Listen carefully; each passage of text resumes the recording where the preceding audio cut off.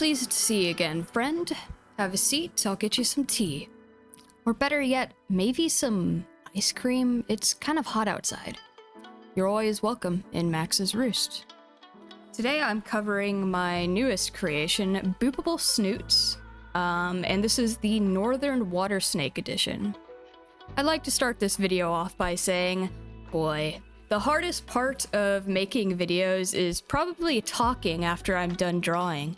Even if I spend 7 to 8 hours on a drawing, I still find, talking and narrating through a video, or, just adding some kind of insert for audio, quite stressful.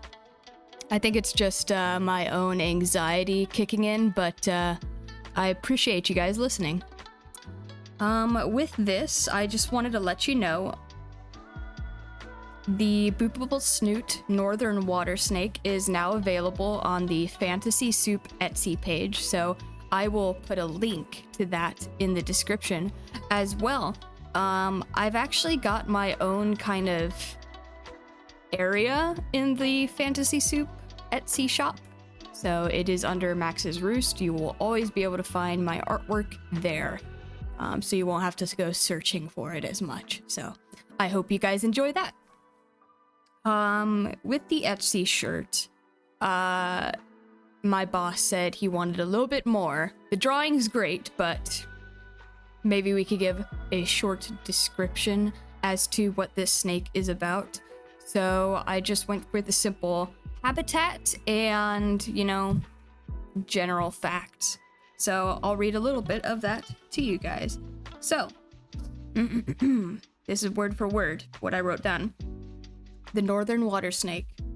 These snakes can be found throughout the eastern half of the United States, especially in the Northeast and Midwest. They face habitat loss and are often mistaken for water moccasins. Now, what does this mean? So, water moccasins, I believe, are also known as copperheads. I could be mistaken, but these copperheads like to coil up and they will open their mouths upwards, kind of in a defensive mechanism. They are venomous. Northern water snakes, I myself, before catching them, was very nervous about catching them because they do look very similar to them. They swim pretty much the same. They have a similar body shape. The only real difference is their head and their coloration. The northern water snake is almost, to say it sadly, more of a yellowish brown coloration, whereas the copperhead is copperish color. I'd like to say that the water snake has been dusted with cinnamon, or better yet, nutmeg. That's what it looks like. The patterns on its body in the sunlight, if it's dry, doesn't look too vibrant, so it might be easier to notice that this isn't a venomous snake. But after it gets out of the water, initially, its scales have such a vibrant and beautiful kind of ring stripe shape to them, and you can definitely tell there's different shades of brown and gray and a little bit of yellow there, so I understand why some people can mistake them. But because of this, people are afraid of them, so they get rid of areas that house them, or try to keep them out, get wildlife rescuers out to relocate them, even though they're not doing anything wrong. But, so yeah, they eat fish, frogs, tadpoles. I've seen them hunt fish personally. And I think they are very good feeders in general in the wild. You should see, there's a reason that I drew this snake as chubby as it was, because most of the bigger water snakes are fucking massive. They are, to put it,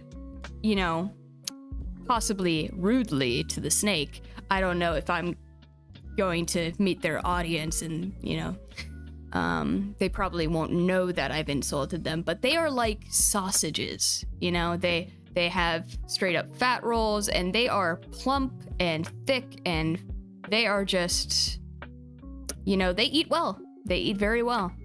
A lot of the males I find that are smaller, they aren't as thick as the females, but the females, like, on a snake, usually you can see, like, the difference between the back of the head and the neck, right? On water snakes, for the females at least, it's just all, you know, it's just tube. It's literally, they're just a sausage in the form of a snake. So yeah, I think they're very adorable. They are very quick and clever. I've only caught one my entire time being here on base. I have been around so many, and I've gotten close to catching a lot. However, they're very intelligent, whereas they like to hang out by rocks. And if you start like disturbing those rocks, they're just going to immediately go underneath them. And either that or they go into the water. They're very smart. When they go into the water, it's the funniest shit though, because it sounds like they're turds. They just make a plopping sound like a huge turd. It's hilarious. And they go fast. They're deceptively fast for how chubby they are.